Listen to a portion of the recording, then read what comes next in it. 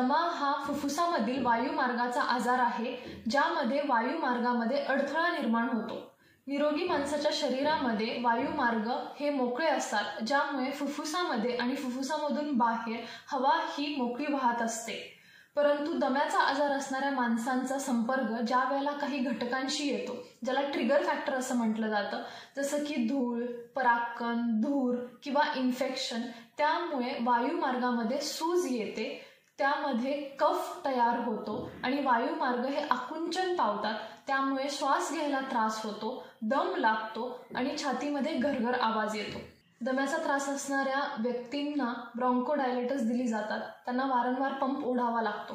ह्यामुळे तात्पुरता आराम मिळतो, परंतु दिवसेंदिवस फुफ्फुसाची क्षमता ही कमी होत जाते. शरीराची प्रतिकार क्षमता कमी होते, उत्साह कमी होतो, थकवा जाणवायला लागतो. होमिओपॅथी ही दम्यासाठी बेस्ट ट्रीटमेंट आहे, ज्यामध्ये तुम्हाला पंप ओढण्याची गरज पडत नाही, ब्रॉन्कोडायलेटर्सची गरज पडत नाही. तुमचा दम्याचा त्रास कमी होतो आणि तुम्हाला कायमची दम्यापासून सुटका मिळते.